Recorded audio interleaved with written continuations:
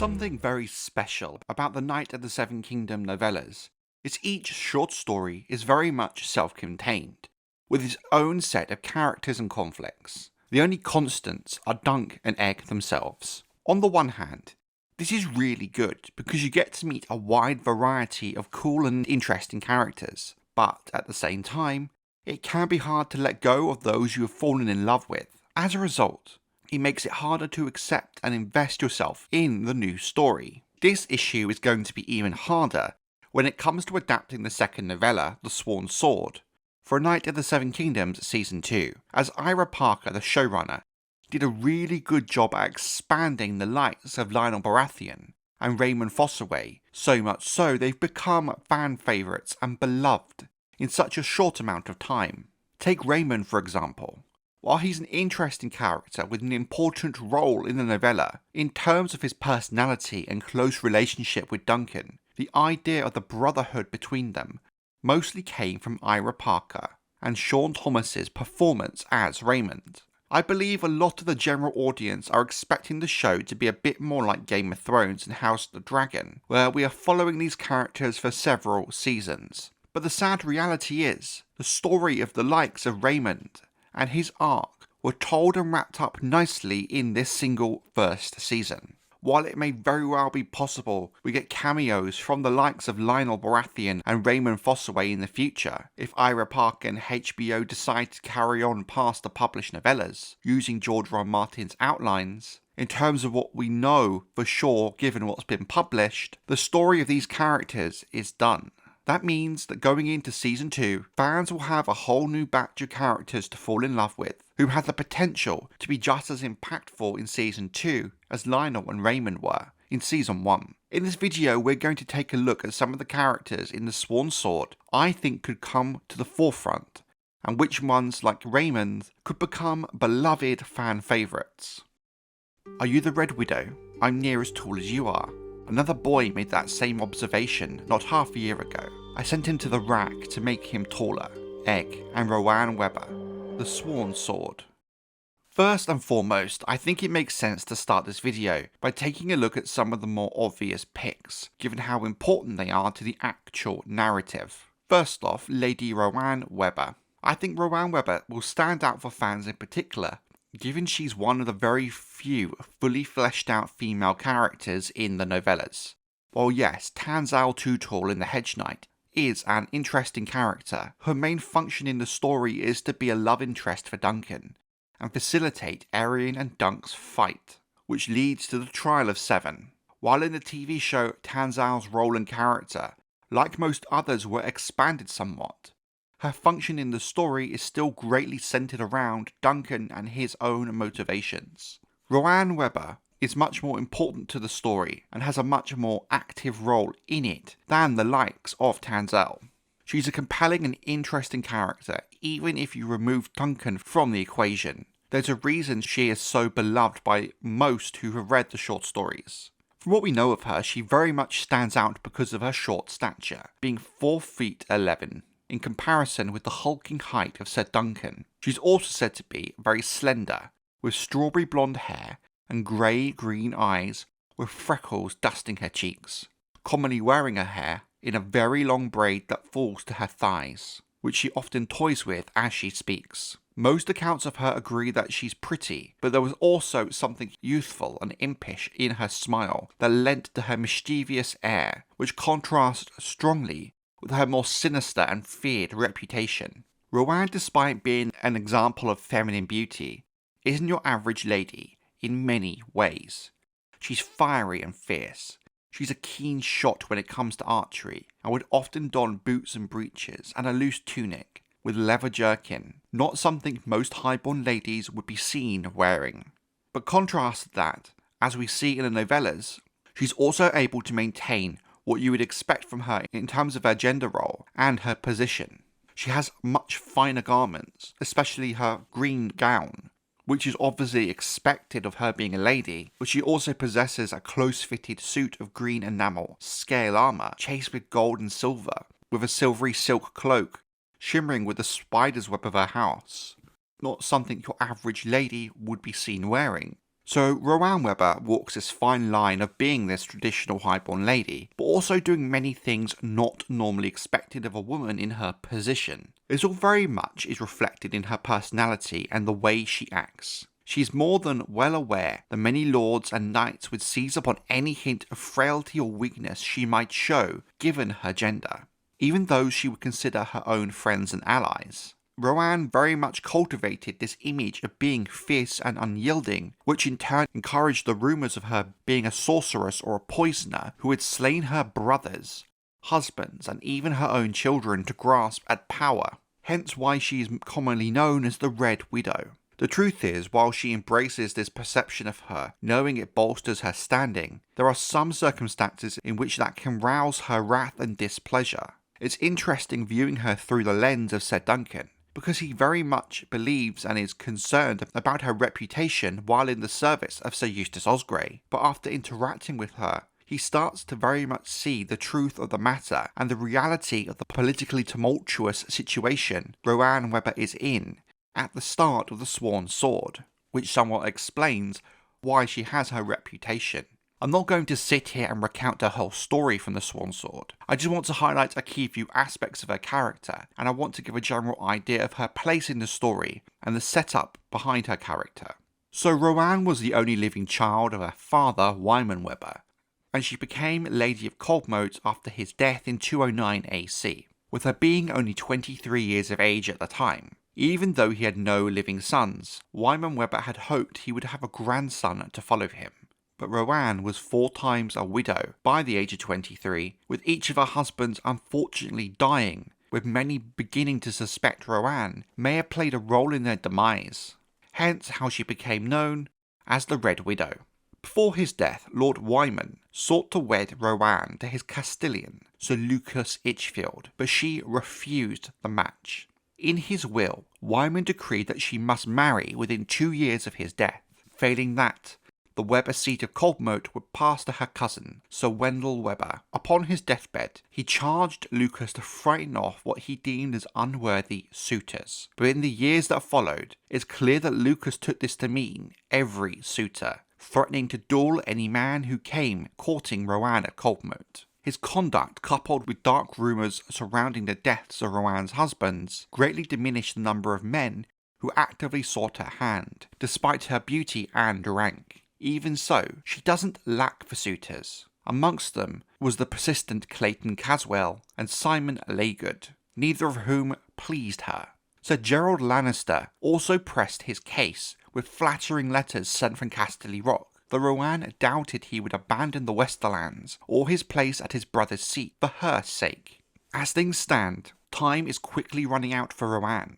She must find a husband or lose Coldmoat to her cousin. Something key to Rohanne's character is her relationship with Ser Duncan and how it changes and develops over the story, and well, the impact she leaves on Duncan. In fact, the dynamic between Duncan and Rohanne and the true nature of their relationship is a source of some of the most popular fan theories about the novellas, with mysteries that could still impact the main book. While it's not really a spoiler, Rohanne has a surprising connection back to the main book series, and something Game of Thrones fans might be very interested in. If you don't want to know, skip forward to the end of this chapter, but Rohanne is the grandmother of Tywin Lannister, thus the great-grandmother of Jaime, Cersei and Tyrion Lannister. But a lot happens for her to get to that point, and there's definitely a lot of unsolved mysteries regarding her character's fate.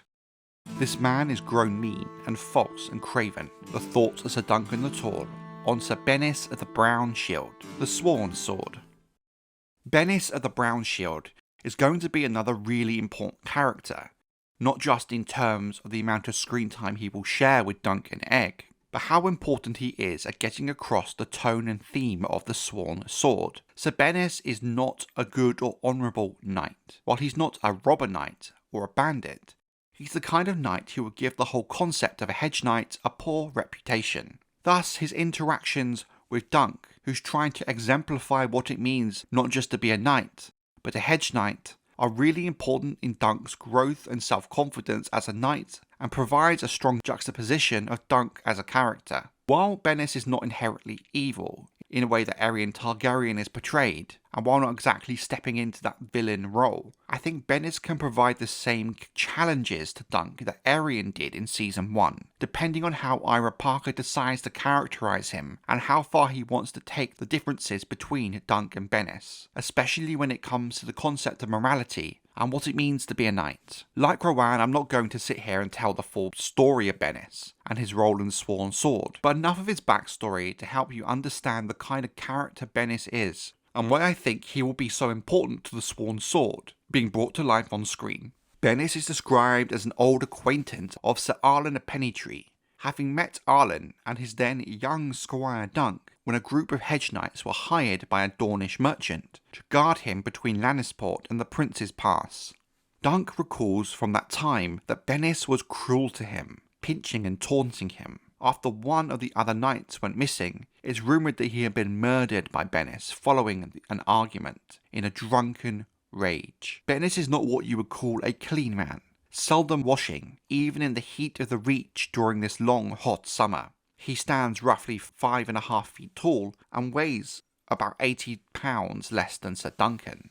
His teeth rotted and ill-kept, stained red and brown from chewing sourleaf, with his small, close-set eyes giving him a pinched and unwholesome look. Worse than his appearance was his ill temper and sharp tongue, with the hedge knight known for his coarse manner and foul mouth. His laughter, when it came, brayed and clucked like a mingling of mules and chickens. He dressed himself in brown breeches, a rough-spun tunic, and boots of horsehide. A brown surcoat hung over his rusty mail, and his sword belt no more than a strip of boiled leather. He bore a longsword and carried a tall kite shield of dark, unpainted wood, bound in iron. Hence his name Bennis of the Brown Shield. He rode a shaggy old garron, which he treated no better than he did himself, with the horse looking a state. Both Bennis and Dunk have taken service with Sir Eustace Osgrey at the start of the story, and it seems that Bennis treats Egg just as awfully as he once treated Dunk when he was a squire. If there's a character from the Sworn Sword I think Ira Parker could really expand upon, and maybe step into the kind of role that Raymun Fossoway did, in some capacity, in terms of becoming an unexpected fan favourite, I think it could be Septon Sefton. There's enough of a character there for Ira to work with, a base, with lots of room for him to be moulded into what Ira needs him to be. I personally think he could be where the lighter tone and more comedic elements of the show can come from, because while the Sworn Sword is a very different story to the Hedge Knight, it is still at heart a Dunk and Egg novella, and in the shade of the more serious parts of the story, there are still these moments of light-hearted comedy. While Stefan isn't exactly walking around cracking jokes the whole time, he does have a few funny self-deprecating one-liners, but I can very much see with this how he could be moulded into that similar function as Raymun. Stefan is also really important when it comes to lore dropping and establishing the world state during the story. It's via him we learn a lot about the impact of the Great Spring Sickness, which followed 6 months after the tourney at Ashford Meadow, the current political situation in King's Landing, given King Daeron II died in 209 AC, with King Aerys I coming to power. So we are seeing the real-world impact of Dunk's presence at Ashford in the Hedge Knight, and the death of Baelor Breakspear. Stefan also drops a lot of lore about the current state of the Blackfyre situation over in Essos, and the threat that Aegor Rivers and Daemon Blackfyre's surviving sons still pose, all of which is very relevant to some of the characters' relationships in the Sworn Sword. We don't really know much about Stefan beside his time in King's Landing and his role within the Faith of the Seven. The books describe him as a hefty man, fat with a moon face, very prone to drink and gossip, but a wealth of information about current events. He claims to suffer from frequent flatulence. The only thing, which if you ask me, given some of the comedy that Ira Parker included in Season 1, is very much up his street. The only other thing we really know about him is he's at Coldmoat because he had come to serve his brother, Sir Simon Staunton, when he was briefly married to Rohanne Webber before his sudden and untimely death. So there's enough of an interesting character for Ira to work with and build upon, the same way he did with Raymun Fossoway. Different, but still with the elements needed to become a standout fan favourite. Some old, dead king gave a sword to one son instead of another. That was the start of it. The thoughts of Sir Duncan the Tall on the First Blackfyre Rebellion. The Sworn Sword. I think we will almost certainly be seeing Brynden Rivers, Bloodraven, in some capacity in Season 2, which is arguably very important given his role in the main book series, as well as the fact he had a cameo in Season 2 of House of the Dragon during Daemon's Weirwood vision. We are arguably in the era in which Bloodraven, the feared spy master later handed the king under King Daeron II, Aerys I, and Maekar, is at the very height of his powers, with his reputation as a dark sorcerer known across the Seven Kingdoms and further afield. The Sworn Sword takes place in the shadow left behind by the Black Dragon in the First Blackfyre Rebellion, which Bloodraven played a huge role in, specifically with how it ended, being the one to have killed Daemon Blackfyre and his eldest sons on the Red Grass Field. We will most likely be getting a Red Grass Field flashback at some point in Season 2. The question is, what's going to be the scale of it? Is it just going to focus on one small part, or will we get a deeper, more extended look? In fact, it could very well be the big set-piece action sequence of the season, in the same way the Trial of Seven was for Season 1. You can't have that flashback and not tell the story the way it's done in the book, without Bloodraven being in it. Not just because the Red Grass Field itself is so important to the story of the Sworn Sword, but because of the information you were given via the flashback being vital for understanding events to come in Season 3. We also have Dunk's own flashback of Bloodraven in King's Landing as a child. The issue is, while I really do like this flashback, unless they expand upon it greatly, I can see it not making it into the show. It does a good job of getting across his importance and more sinister side, but maybe there's another way Ira Parker might choose to go about this rather than a random flashback in the middle of the narrative that does nothing for the narrative itself other than world build and establish lore. Of course, if we are getting the Red Grass Field flashback, that will likely mean Daemon Blackfyre will be in it in some capacity, most likely as a dialogueless cameo. But despite the likely disproven Henry Cavill tall tales, I have a feeling that we won't actually see Daemon's face, or at the very least just part of it. Perhaps he's wearing a full helm. I suspect there will at some stage be a Blackfyre Rebellion TV show, so they will want to keep their options open in terms of casting, and I would assume they would be reluctant to recast such a major character, even though they've had to do it several times with Game of Thrones, because Daemon Blackfyre would be core and fundamental to a Blackfyre Rebellion spin-off. Then again, for the second screen Netflix generation, the modern viewer if you will, I think seeing Daemon's silver hair, especially given the lack of violet eyes on the TV show, is going to be vital at getting across who he is. A bastard, but a pure Targaryen bastard, with both parents being members of House Targaryen themselves. At this stage, I don't think we need to worry much about characterization, given that Daemon's role would really just be in the flashbacks. But you only get one chance to establish a character with an audience, so they have to get it right. In fact, if there's any hope of a Blackfyre Rebellion spin-off in the future, everything Blackfyre related in Season 2 and 3 absolutely has to hit the mark. They did a good job in Season 1 of bringing attention to it. They really now have to capture the audience and convince them to be interested. That's only going to happen if the flashbacks are good and people are excited for more Bloodraven and Daemon. I also believe, if this comes to pass, that an Aegor Rivers cameo is also very likely. You can't have Bloodraven without Aegor. However, I really do think his role will be more of a cameo, perhaps seeing his mad charge after Daemon falls, or his duel with Bloodraven.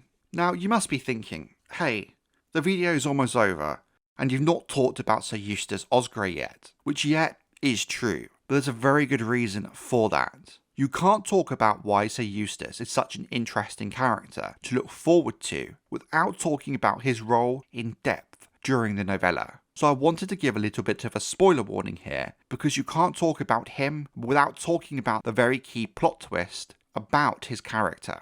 That plot twist being the fact that Sir Eustace Osgrey is a Blackfyre supporter whom fought at the Red Grass Field and lost his son there, with him also losing his daughter and wife after bending the knee to King Daeron, as well as his lands and titles. The core conflict between House Osgrey and Webber stems from Eustace's loss, as Coldmoat, the seat of House Webber, was the Osgrey seat. And then there's the much more important and personal feud directly between Ser Eustace and Rohanne Webber directly, which arguably is the most important plot thread of the story, with reveals and plot twists all of its own. What is really compelling here is we have an honourable knight like Dunk swearing himself to an outcast of a man who turns out to be, in Dunk's view, a questionable person, causing Dunk to really self-reflect exactly on what his own honour is worth. Does he keep his vow to Ser Eustace and defend him, or leave him to his fate? When you also factor in his relationship with Rohanne, it's a very difficult and confusing situation for him to navigate. You then have Egg,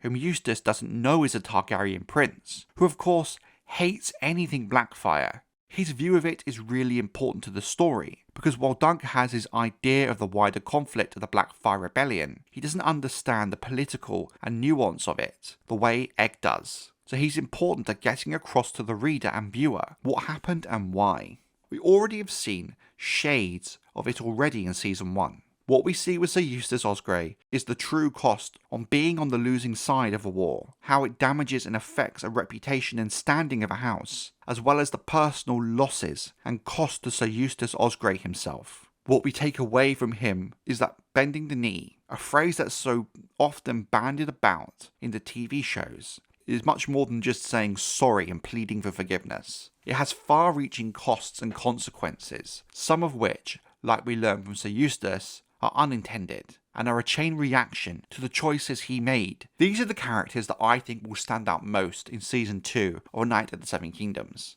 and the ones that I think Ira Parker can really flesh out when bringing the Sworn Sword to screen. But there are many other characters in the Sworn Sword, big and small, that could fill this role. So what I really want to know from you guys is what characters are you looking forward to seeing on screen, and what ones deserve to have the Raymun Fossoway treatment.